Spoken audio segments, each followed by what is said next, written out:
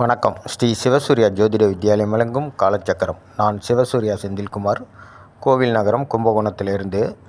நீங்களாம் பார்த்துருக்கலாம், அவன் என்ன பண்ணாலும் எப்படியா இருந்தாலும் வந்துடுறான்டா முட்டி மோதி, ஒன்றுமே இல்லைனாலும் எல்லாம் இருக்கிற மாதிரியே ஆக்ட் பண்ணுறான்டா அப்படின்னு நிறைய பேர் சொல்லி கேள்விப்பட்டிருப்பீங்க.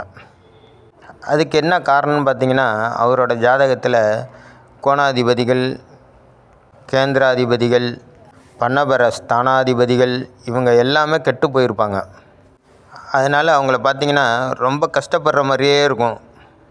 ஆனாலும் எல்லா விஷயத்துலேயும் முன்னாடி நின்று பேர் வாங்கிடுவாங்க.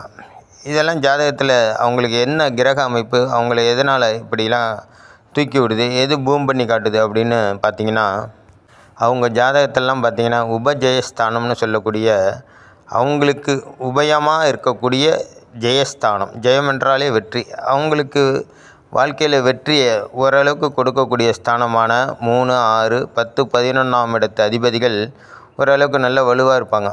அதனால தான் அவங்களுக்கு காலையில் ஏந்திரிக்கும் போது ஒன்றுமே இல்லைனாலும் படுக்கும்போது எல்லாம் இருக்கிற மாதிரியே இருக்கும். 3ஆம் இடத்துல கிரகம் இருந்து அவங்களோட முயற்சியை பலிதமாக்கும். 6ஆம் இடத்துல கிரகம் இருந்து அவங்களோட எதிரியை அடக்கி வைக்கும். 10ஆம் இடத்துல ஒரு கிரகம் இருந்து அவங்களுக்கு ஏதோ ஒரு பொழப்பை கொடுத்து அவங்களுக்கு ஒரு வருமானத்தை கொடுத்துரும். 11ஆம் இடத்துல ஒரு கிரகம் இருந்து அவங்களோட செலவெல்லாம் கட்டுக்குள் வைத்து கையில் 2 காசு தங்குற மாதிரி பண்ணிடும். அதாவது அவங்களோட வெற்றிக்கு வழிவகை செய்யக்கூடிய கிரக அமைப்பு அவங்களுக்கு அவங்களோட ஜாதகத்திலே இருக்கும். அதுதான் 3, 6, 10, 11. இந்த 4 இடத்துல ஏதோ ஒரு இடத்துல கிரகங்கள் இருந்தாலே அவரை வாழ்க்கையில் ஒரு ஜாதகரை ஒரு நல்ல நிலைமைக்கு கொண்டு போய் சேர்த்துரும். அதுபோல் உங்கள் ஜாதகத்தில் எந்த கிரகம் எப்படி இருந்தாலும் உங்களுக்கு 3, 6, 10, 11ஆம் இடங்களில் ஏதோ ஒரு கிரகம் இருக்குதான்னு பாருங்கள். அப்படி 3ஆம் இடத்துல ஒரு கிரகம் இருந்து உங்களுக்கு திசாபுத்தி நடத்தினா 25லேருந்து உங்களுக்கு நல்ல வாழ்க்கை ஆரம்பிச்சிடும்.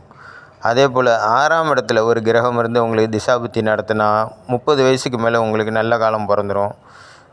10ஆம் இடத்துல ஒரு கிரகம் இருந்து திசாபுத்தி நடத்துச்சுன்னா 40 வயசுக்கு மேலே உங்களுக்கு நல்ல காலம் பிறக்கும். 11ஆம் இடத்துல கிரகம் இருந்து திசாபுத்தி நடத்துச்சுன்னா 45 வயசுக்கு மேலே உங்களுக்கு நன்மையான காலங்கள். உங்கள் ஜாதகத்தை எடுத்து பொருத்தி பாருங்கள், 100% பொருந்தும். உங்களுக்கு இந்த பதிவு பிடிச்சதுன்னா லைக் பண்ணி ஷேர் பண்ணுங்கள். நம்ம சேனலை சப்போர்ட் பண்ணுற மாதிரி சப்ஸ்கிரைப் பண்ணி லைக் பண்ணுங்கள். நன்றி, வணக்கம். நல்லதே நடக்கும். வாழ்க வளமுடன்.